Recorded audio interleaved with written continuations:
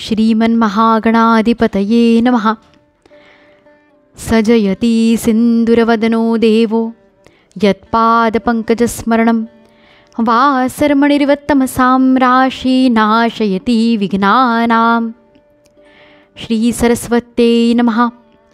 नमस्ते शारदे देवी सरस्वतीमतिप्रदे वसत्वं मम जिह्वाग्रे सर्वविद्याप्रदा भव। ॐ नमो भगवते वासुदेवाय। श्रीकृष्ण गोविन्द हरे मुरारी, हे नाथ नारायण वासुदेव, प्रद्युम्न दामोदर विश्वनाथ, मुकुन्द विष्णु भगवन् नमस्ते। श्री गुरुदेव दत्तात्रेयाय नमः। कृते जनार्दनो देवश्रितायां रघुनन्दनः, द्वापारे रामकृष्णौ च कलौ श्रीपादवल्लभः। श्री श्री गुरवे नमः। हृदयान्तरी वसेतु श्रीगुरुमाऊली, वरदहस्तधर मम श्री, तव प्रेमलाभो जन्मजन्मान्तरी, उद्धारावे कृपाळुवा श्रीहरिराया। श्रीमद्भागवत महापुराणं द्वितीय स्कंधः अथ प्रथमोऽध्यायः। ध्यानविधी आणि भगवंतांच्या विराट स्वरूपाचे वर्णन। श्री शुक म्हणाले, राजा, लोकहितासाठी म्हणून विचारलेला हा प्रश्न फारच चांगला आहे, कारण मनुष्यासाठी ऐकणे इत्यादींबाबतीत श्रेष्ठ काय असे तू विचारलेस। आत्मज्ञानी पुरुष अशा प्रश्नाचा मोठाच आदर करतात। राजेंद्रा, जे गृहस्थ संसारातील कामधंद्यात गढून गेलेले आहेत, आपल्या स्वरूपाला जे जाणत नाहीत, त्यांच्यासाठी ऐकण्यासारख्या, सांगण्यासारख्या इत्यादी हजारो गोष्टी आहेत।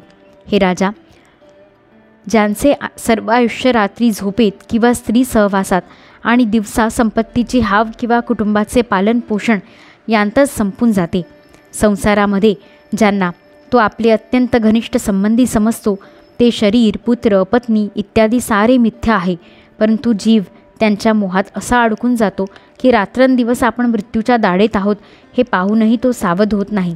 म्हणून परीक्षिता, जो अभयपद प्राप्त करून घेऊ इच्छितो त्याने सर्वांचा आत्मा असणाऱ्या सर्वशक्तिमान भगवान श्रीकृष्णांच्या लीलांचेच श्रवण, कीर्तन आणि स्मरण केले पाहिजे।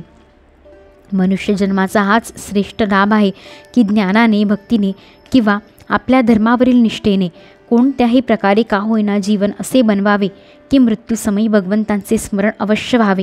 हे राजा, निर्गुण स्वरूपात रमलेले म्हणून विविध निषेधाच्या मर्यादा ओलांडलेले मुनीसुद्धा प्रामुख्याने भगवंतांच्या गुणांच्या वर्णनातच रमून जातात।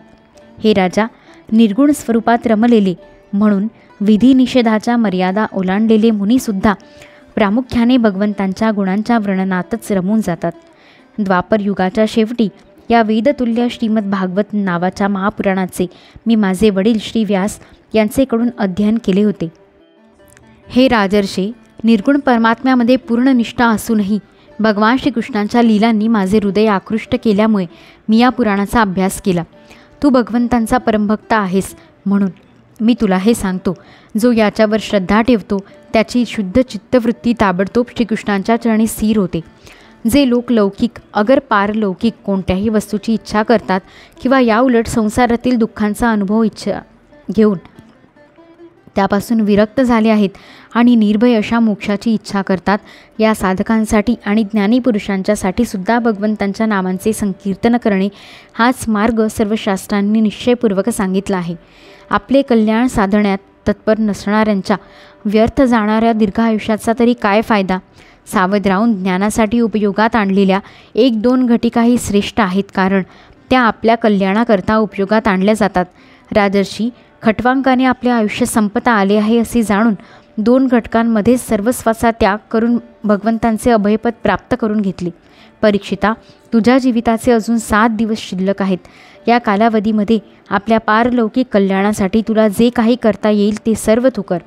मृत्यूचा समय आल्यावर मनुष्याने भयभीत होऊ नये। त्याने वैराग्याच्या शस्त्राने शरीर आणि त्याच्याशी संबंध असणाऱ्यांविषयीची ममता तोडून टाकावी। मोठ्या धैर्याने घराच्या बाहेर पडून पवित्र तीर्थातील जलात स्नान करावे आणि पवित्र तसेच एकांत स्थानी विधीपूर्वक आसन लावून बसावे। त्यानंतर परमपवित्र अशा अ उ म या 3 मात्रांनी युक्त असलेल्या अक्षर परमब्रह्माचा ओंकाराचा मनपूर्वक जप करावा. प्राणवायूला वश करून घेऊन मनाचा निग्रह करावा व प्रणवाचे विस्मरण होऊ देऊ नये. बुद्धीच्या साह्याने मनाच्या द्वारा इंद्रियांना त्यांच्या विषयांपासून परावृत्त करावे आणि कर्मवासनांनी चंचल झालेल्या मनाला विचारांनी काबूत ठेवून ते भगवंतांच्या मंगलमय रूपाकडे लावावे. स्थिर चित्ताने भगवंतांच्या मूर्तीमधील कोणत्याही एका अवयवाचे ध्यान करावे.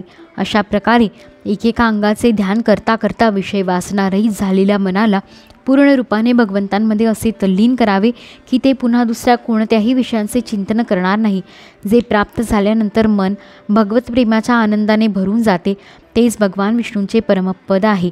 मन रजोगुणामुळे चंचल किंवा तमोगुणामुळे मूढ झाले तरी धैर्याने योगधारणेच्या द्वारा त्याला वश करून घ्यावे, कारण अशी धारणाच वरील 2 गुणांचे दोष नाहीशी करते. धारणा स्थिर झाल्यावर ध्यानामध्ये जेव्हा योगी आपला परममंगलमय आश्रय जो भगवान त्यांना पाहतो तेव्हा लगेच भक्तियोगाची प्राप्ती होते. परीक्षिताने विचारले, ब्रह्मन, जी धारणा मनुष्याच्या मनातील मल तत्काळ काढून टाकते ती धारणा कोणत्या वस्तूमध्ये कोणत्या प्रकारे केली जाते आणि तिचे स्वरूप काय? श्री शुक म्हणाले, परीक्षिता, आसन, श्वास, आसक्ती आणि इंद्रियांवर विजय मिळवून नंतर बुद्धीने भगवंतांच्या स्थूल रूपामध्ये स्थिर करावे. हे कार्यरूप संपूर्ण विश्व जे काही कधी होते आहे अगर असेल असे संपूर्ण विश्व ज्यामध्ये दिसते तेच भगवंतांचे स्थूलाती स्थूल आणि विराट शरीर आहे. जल, अग्नी, वायू, आकाश, अहंकार, महत्त्व आणि प्रकृती या 7 आवरणांनी वेढलेल्या या ब्रह्मांडरूपी शरीरात जो विराट पुरुष आहे तोच धारणेचे आश्रय भगवान आहेत. तत्त्वज्ञ पुरुष त्या विराट पुरुषाचे वर्णन असे करतात. विराट पुरुषाचे तळवे हे पाताळ, टाचा आणि पंजे हे रसातळ, घोटे हे महातळ आणि पोटऱ्या या तलातल आहेत. विश्वमूर्ती भगवंतांचे 2 गुडघे हे सुतळ, दोन्ही मांड्या हे वितळ आणि अतळ आणि कंबर भूतळ आहे. हे परीक्षिता, त्यांच्या नाभिरूप सरोवरालाच आकाश म्हणतात. आदिपुरुष परमात्म्याच्या छातीला स्वर्गलोक, गळ्याला महरलोक, वदनाला जनुलोक आणि कपाळाला तपोलोक म्हणतात. त्या सस्त शीर्ष असलेल्या भगवंतांचा मस्तक समूह म्हणजे सत्यलोक होय. इंद्रादी देवता त्यांचे हात आहेत. दिशा, कान आणि श्रवणेंद्रिय आहेत. दोन्ही अश्विनी कुमार त्यांच्या नाकाची छिद्रे आहेत. गंध हे घ्राणेंद्रिय आहे आणि धगधगणारी आग त्यांचे मुख आहे. भगवान विष्णूंचे नेत्र अंतरिक्ष आहेत. त्यांची पाहण्याची शक्ती सूर्य आहे. दोन्ही पापण्या रात्र आणि दिवस आहेत. त्यांचा भ्रूविलास ब्रह्मलोक आहे. टाळू पाणी आहे आणि जीभ रस आहे.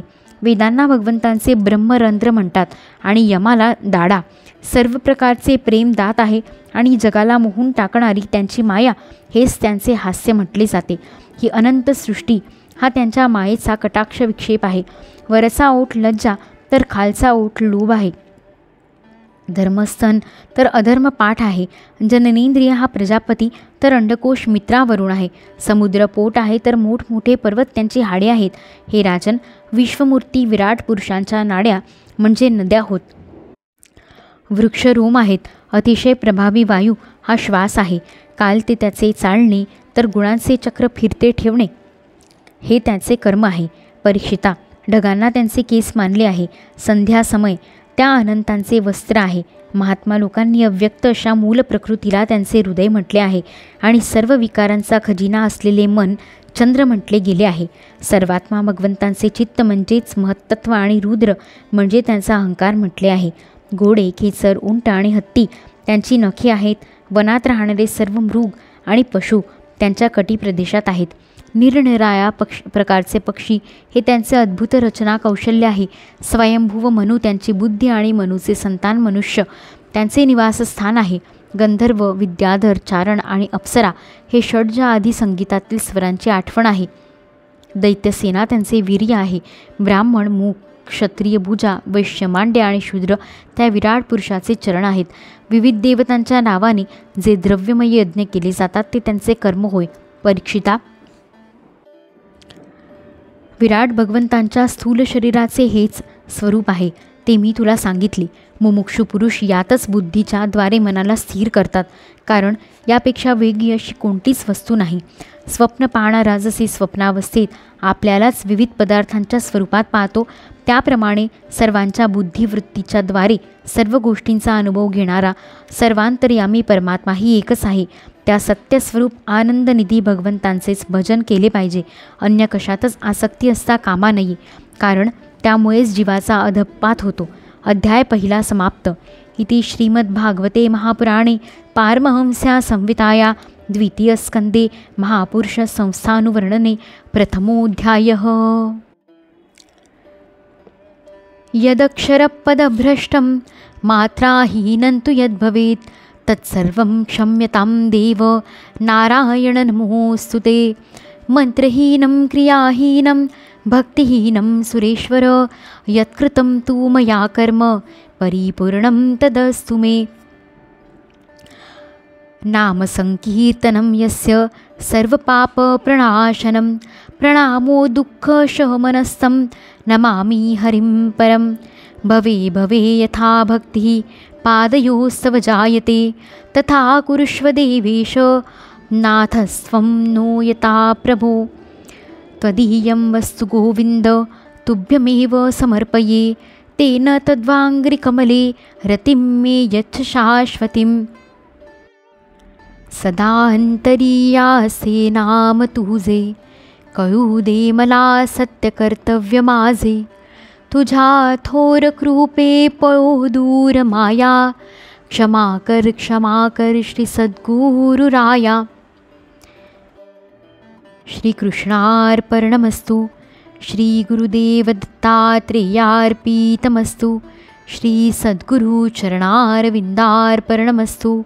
दत्तात्रेयसमारम्भां श्रीमद्वासुदेवानन्द सरस्वती यतिमाध्यमाम् अस्मदाचार्यपर्यन्तं वन्दे श्रीगुरुपरम्पराम्.